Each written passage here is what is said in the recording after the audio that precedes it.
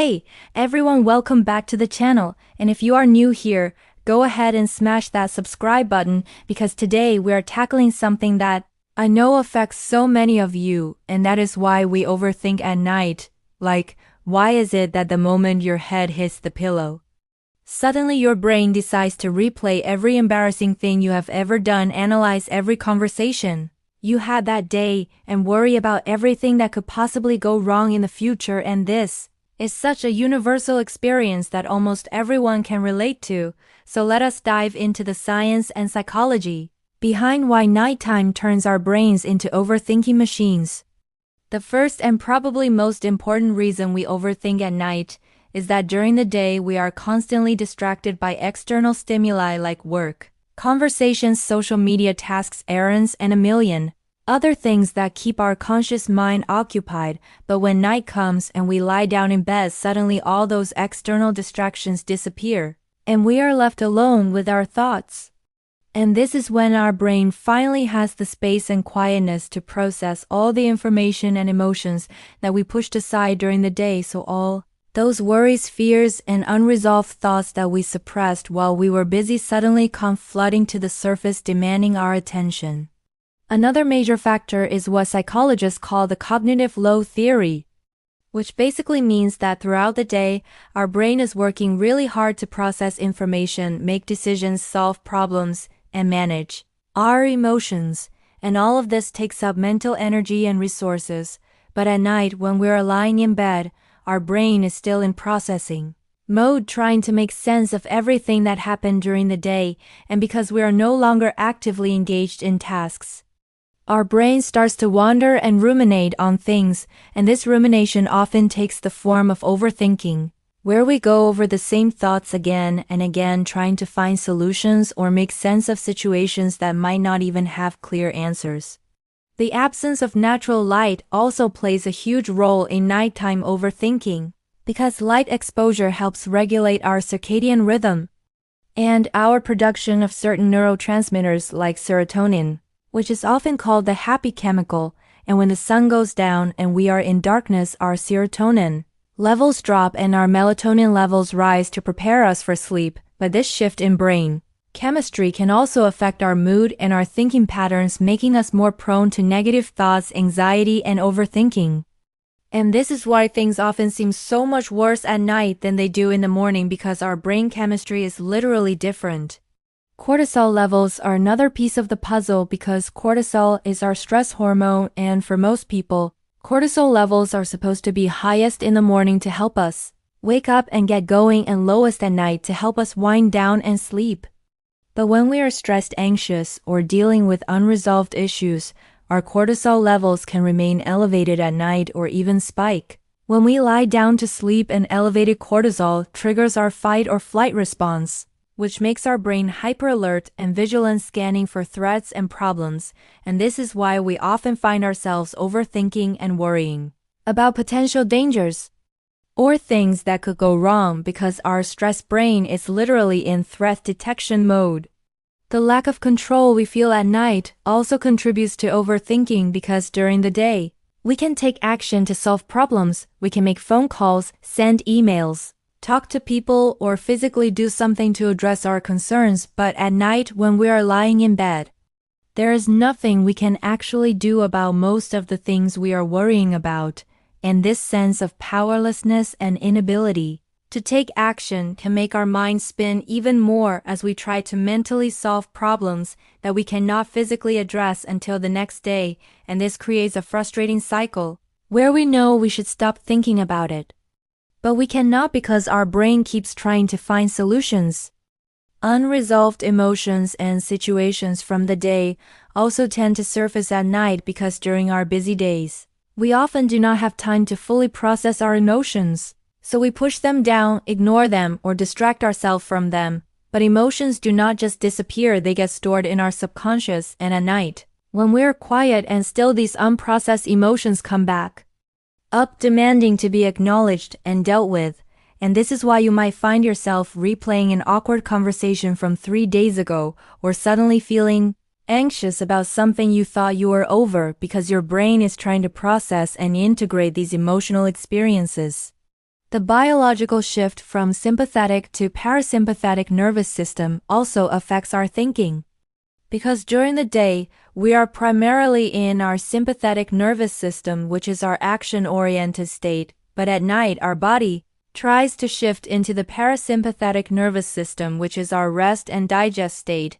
But if we have a lot of stress or anxiety, this transition does not happen smoothly, and we can get stuck in a weird in-between state, where our body is trying to relax, but our mind is still in action mode, and this creates the perfect conditions for overthinking. Because our brain is still trying to solve problems and plan for the future, even though our body is telling us it is time to rest. Social media and screen time before bed also significantly contribute to nighttime overthinking, because when we scroll through our phones before sleep, we are exposing ourselves to a constant stream of information, comparisons, news, and other people problems, and this gives our brain even more material to process and worry about, and the blue light from screens also suppresses melatonin production, which interferes with our ability to fall asleep, and when we cannot fall asleep, we have even more time to lie there and overthink, creating a vicious cycle of screen time, overthinking, and poor sleep. Perfectionism and the need for control are also major drivers of nighttime overthinking, because people who tend to be perfectionists or who have a strong need to control outcomes often use overthinking as a way to try to anticipate and prepare for every possible scenario, and at night, when they cannot actually control anything, their minds go into overdrive trying to mentally prepare for every potential problem, or trying to figure out the perfect solution to every challenge. And this type of overthinking feels productive in the moment, but it actually just increases anxiety and prevents sleep.